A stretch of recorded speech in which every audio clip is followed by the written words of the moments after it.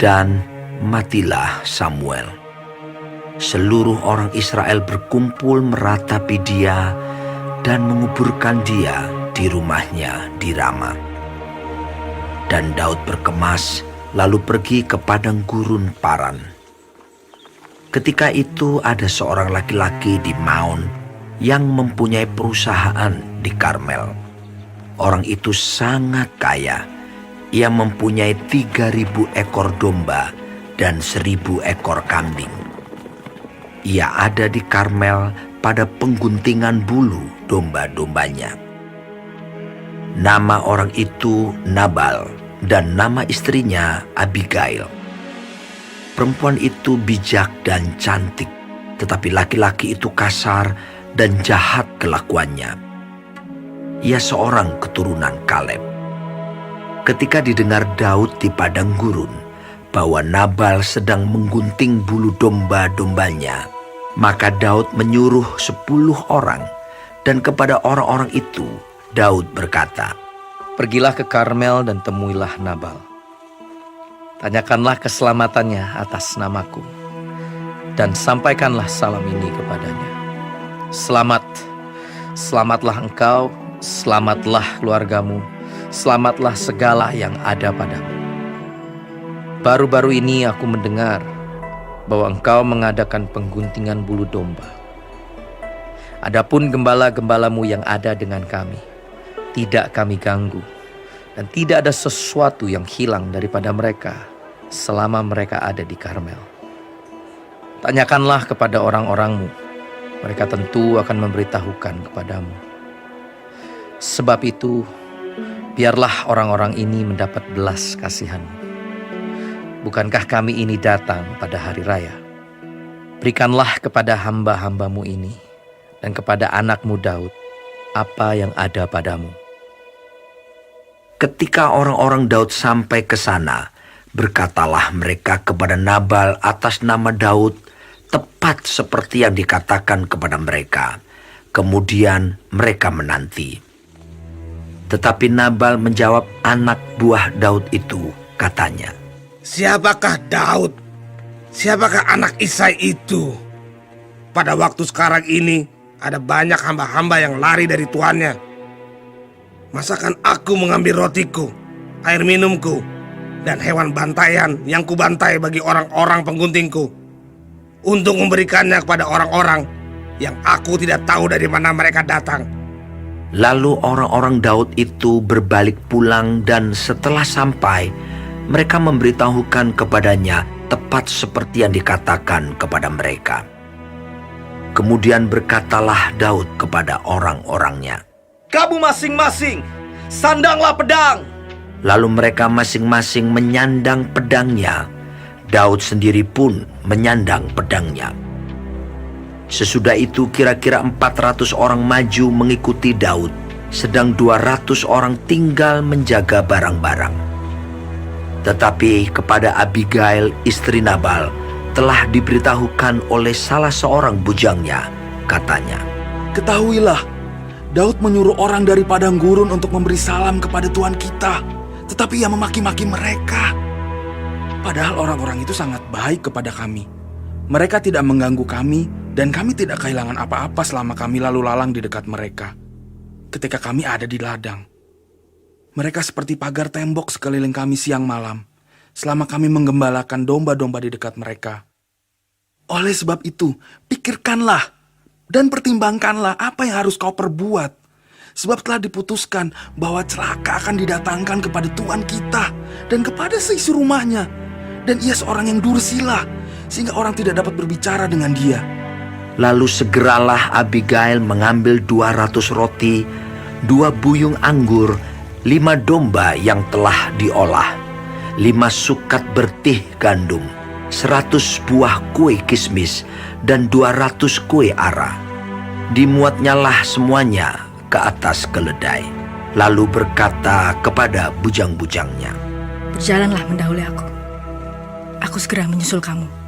Tetapi Nabal suaminya tidaklah diberitahunya. Ketika perempuan itu dengan menunggang keledainya turun dengan terlindung oleh gunung, tampaklah Daud dan orang-orangnya turun ke arahnya, dan perempuan itu bertemu dengan mereka. Daud tadinya telah berkata, "Sia-sialah aku melindungi segala kepunyaan orang ini di padang gurun, sehingga tidak ada sesuatu pun yang hilang dari segala kepunyaannya. Ia membalas kebaikanku dengan kejahatan. Beginilah kiranya Allah menghukum Daud, bahkan lebih lagi daripada itu. Jika ku tinggalkan hidup sampai pagi seorang laki-laki saja pun dari semua yang ada padanya." Ketika Abigail melihat Daud, segeralah ia turun dari atas keledainya, lalu sujud menyembah di depan Daud dengan mukanya sampai ke tanah. Ia sujud pada kaki Daud serta berkata, Aku sajalah ya Tuanku yang menanggung kesalahan itu. Izinkanlah hambamu ini berbicara kepadamu, dan dengarkanlah perkataan hambamu ini. Janganlah kiranya Tuanku mengindahkan Nabal, orang yang dursila itu. Sebab seperti namanya, demikianlah ia. Nabal namanya dan bebal orangnya. Tetapi aku, hambamu ini, tidak melihat orang-orang yang Tuanku suruh. Oleh sebab itu Tuanku, demi Tuhan yang hidup, dan demi hidupmu yang dicegah Tuhan daripada melakukan hutang darah, dan daripada bertindak sendiri dalam mencari keadilan, biarlah menjadi sama seperti Nabal musuhmu, dan orang yang bermaksud jahat terhadap Tuanku. Oleh sebab itu, pemberian yang dibawa kepada Tuanku oleh budakmu ini, biarlah diberikan kepada orang-orang yang mengikuti Tuanku. Ampunilah kiranya kecerobohan hambamu ini, sebab pastilah Tuhan akan membangun bagi Tuanku keturunan yang teguh. Karena Tuanku ini melakukan perang Tuhan, dan tidak ada yang jahat terhadap padamu selama hidupmu.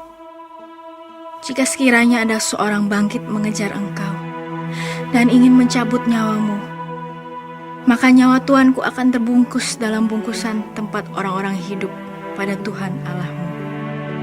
Tetapi nyawa para musuhmu akan diumbankannya dari dalam salang umban. Apabila Tuhan melakukan kepada Tuanku sesuai dengan segala kebaikan yang difirmankannya kepadamu, dan menunjuk engkau menjadi raja atas Israel, maka tak usahlah Tuanku bersusah hati dan menyesal karena menumpahkan darah tanpa alasan, dan karena Tuanku bertindak sendiri dalam mencari keadilan. Dan apabila Tuhan berbuat baik kepada Tuanku, ingatlah kepada hambamu ini. Lalu berkatalah Daud kepada Abigail, "Terpujilah Tuhan, Allah Israel, yang mengutus engkau menemui aku pada hari ini. Terpujilah kebijakanmu, dan terpujilah engkau sendiri, bahwa engkau pada hari ini menahan aku daripada melakukan hutang darah, dan daripada bertindak sendiri dalam mencari keadilan. Tetapi demi Tuhan, Allah Israel yang hidup, yang mencegah aku daripada berbuat jahat kepadamu. Jika engkau tadinya tidak segera datang menemui aku, pasti tidak akan ada seorang laki-laki pun tinggal hidup pada Nabal sampai fajar menyingsing." Lalu Daud menerima dari perempuan itu apa yang dibawanya untuk dia, dan berkata kepadanya, "Pulanglah dengan selamat ke rumahmu. Lihatlah, aku mendengarkan perkataanmu dan menerima permintaanmu dengan baik."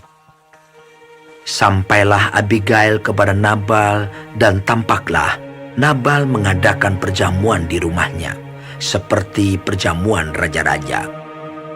Nabal riang gembira dan mabuk sekali. Sebab itu tidaklah diceritakan perempuan itu sepatah kata pun kepadanya sampai fajar menyingsing. Tetapi pada waktu pagi, ketika sudah hilang mabuk Nabal itu, diceritakanlah kepadanya oleh istrinya segala perkara itu. Lalu terhentilah jantungnya dalam dada, dan ia membatu. Dan kira-kira 10 hari sesudah itu, Tuhan memukul Nabal sehingga ia mati. Ketika didengar Daud bahwa Nabal telah mati, berkatalah ia, Terpujilah Tuhan yang membela aku dalam perkara penghinaan Nabal terhadap aku, dan yang mencegah hambanya daripada berbuat jahat. Tuhan telah membalikan kejahatan Nabal ke atas kepalanya sendiri. Kemudian Daud menyuruh orang untuk berbicara dengan Abigail tentang mengambil dia menjadi istrinya. Para hamba Daud datang kepada Abigail di Karmel dan berkata kepadanya demikian. Daud menyuruh kami kepadamu untuk mengambil engkau menjadi istrinya. Lalu bangkitlah perempuan itu berdiri, sujudlah ia menyembah dengan mukanya ke tanah sambil berkata, Sesungguhnya hambamu ini ingin menjadi budak yang membasuh kaki para hamba tuanku itu. Kemudian berkemaslah Abigail dengan segera. Ia menunggang keledainya dengan diiringi 5 orang pelayan perempuan. Ia mengikuti suruhan Daud itu dan menjadi istri Daud. Juga Ahinoam dari Yisrael telah diambil Daud menjadi istrinya. Kedua perempuan itu menjadi istrinya.